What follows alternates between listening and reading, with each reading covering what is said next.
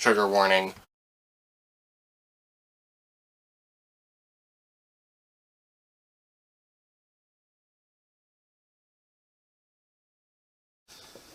Hi there! Welcome back to the weird side of YouTube. This is The Reading Storm. I am your host, author DC Knipe, and today I wanted to talk about my issues with the genre of dark fantasy, and why I think just because something is dark doesn't mean it has to have certain staples that a lot of people seem to think that it does. So let's get started!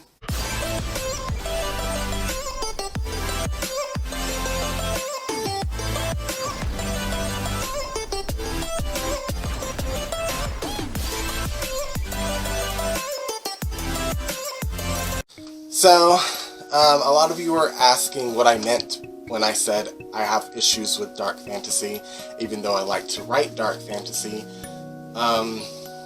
And a lot of that is because of the tropes that usually go into dark fantasy. It's like some writers don't think that it can be dark fantasy without these tropes, but I don't like these tropes personally, and I'm not trying to offend anyone if you do like it, so I'm not going to say that they're problematic or that they're wrong and you're wrong for liking them. I'm just going to say that I don't like these tropes personally, and I don't like to write them. At least I don't like to write them as heavy-handedly as some of these writers tend to do. Sorry, my cat was meowing. She just wants to play. I can't play right now, baby.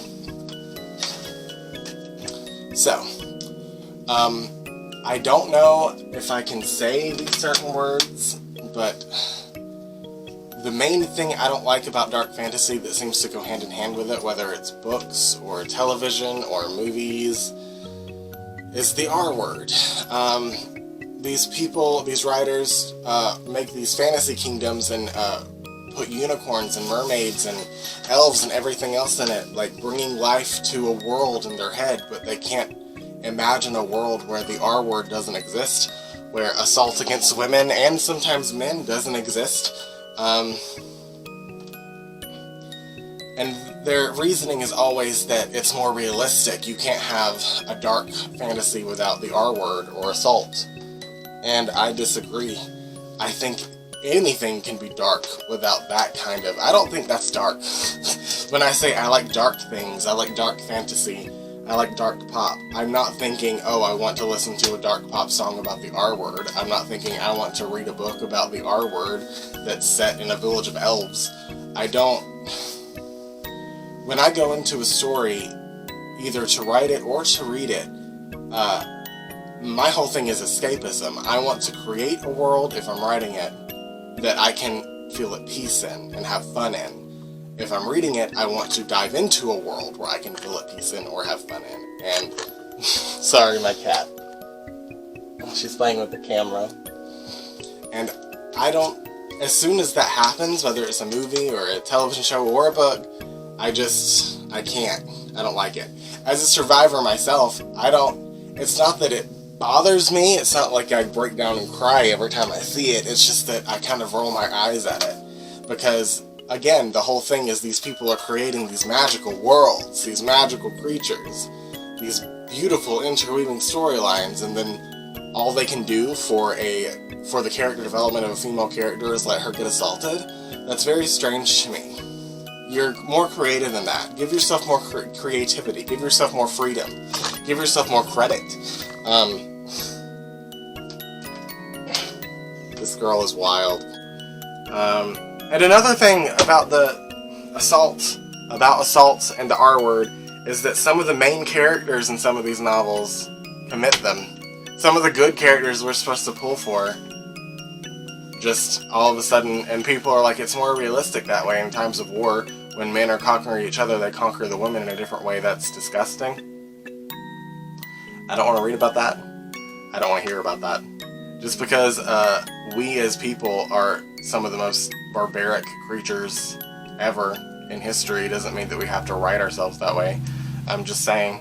And I do mean barbaric as in like disgusting and violent and horrible. Not in a cool, savage kind of way. Another thing I don't like about a lot of dark fantasy novels are the tropes of, like, especially in young adult dark fantasy novels, are the tropes of, like, the bad boy and the good girl, which can be hot, I get that. Opposites attract. But you can be a bad boy and not be abusive to your girlfriend, dude! That's not bad to me, that's just gross. Don't cuss her out, don't hit her, don't control her, that's not hot. That's not romantic.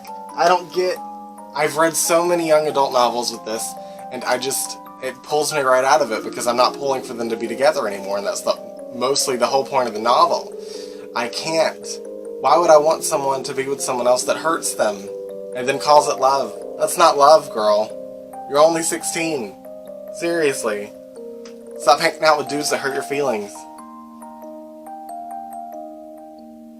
And if that's the whole point of your novel, is for these two to get together at the end, and the dude or the chick, I've seen it both ways.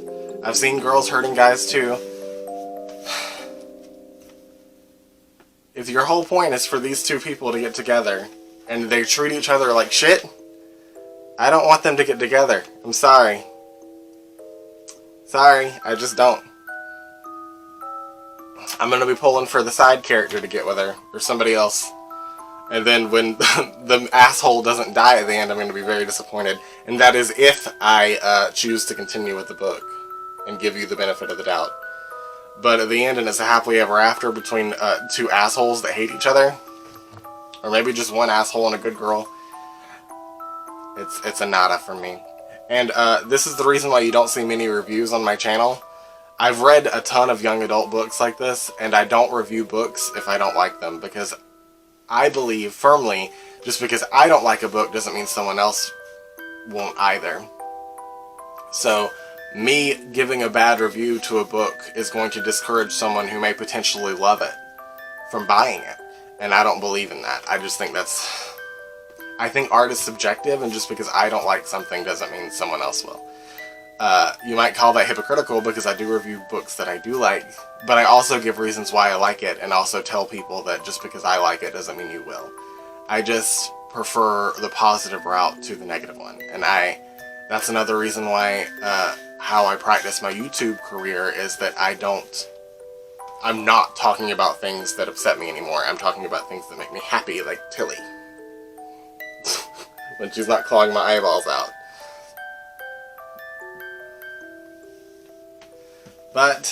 And I don't understand why people think that a bad boy is going to treat someone bad, because growing up, I think we all wanted the bad boy, but I didn't want a bad boy to treat me bad.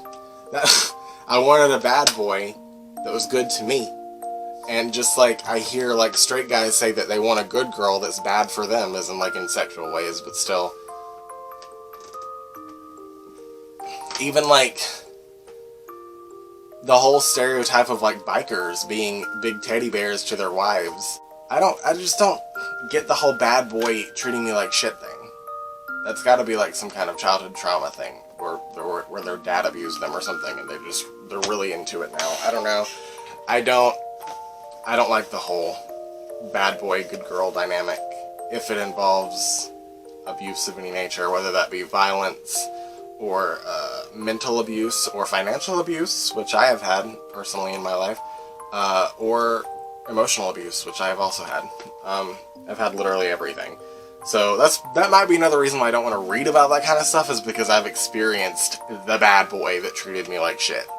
And it's not fun. It's really fucking annoying. It hurts, and almost equal to the pain is the anger that you feel. So I really don't think that a love story built around that kind of dynamic, probably because I've lived it, is realistic. Either the victim is going to end up killing themselves, or they're just going to end up breaking up with the bad boy. That's literally how it will end. Because if they can't get away, and that abuse is constant, I don't think people understand how bad emotional abuse is to people. It can literally break you. As a survivor, I know firsthand. I've been broken multiple times, where I couldn't get off the floor and I couldn't stop crying for weeks. Not hours, not days. I could not get off the floor crying for weeks. I would not eat, I would not sleep, I would just cry. So, this cat is going crazy. Stop writing bad boys hurting good girls. It's not cute. It's not romantic. It's hideous. As for ways that dark fantasy can be dark fantasy without these things, as example, for my fairy tales novel that I'm writing right now, there's going to be a disease that is sweeping the countries, kind of like the bubonic plague, and there's going to be lots of detail about the sickness. The magic can be dark in itself, whether it's like necromancy or something akin to that, controlling people, blood sacrifices, anything dark like that can make a dark fantasy. The villains, what the villains are choosing to do and how they're doing it can easily be dark. You don't have to rely on really shitty writing that involves character development for a female character only because she was assaulted, or soldiers assaulting the women of a village that they're taking over. Like, I get that happened, I know that you want it to be realistic, but don't use that as an excuse. You've invented this entire world from scratch. Don't say that you're not putting it in there because you don't want it in there. You want it in there. Just say that you want it in there, it's fine. But give yourself more credit. You don't have to rely on things like that for darkness or for realism.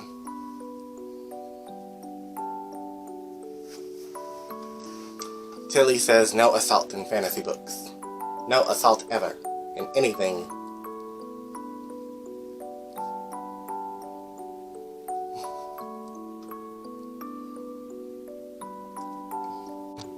But before my cat destroys my camera, it's been 13 minutes now, which is a very good number. So I am going to sign off here. If you guys like this video, please like and subscribe and comment. If you liked any of these tropes, I'm not saying they're problematic or they're bad or whatever. I'm just saying they're not realistic to me because I've experienced some of these in real life. I'm not saying you shouldn't read them. I'm not saying you shouldn't write them. I'm just saying maybe we shouldn't rely so much on them as writers, as readers. There's more to life than falling in love with your abuser. There's more to life than relying on assault for character development. There's more to writing. There's more to your imagination. The human imagination is limitless. We invented gods. We invented epics. We invented fairy tales. We invented everything. So, give yourself more credit as a writer, as a reader, and broaden your horizons. That's all I'm saying. But I love you guys, and I will see you guys next time. Bye.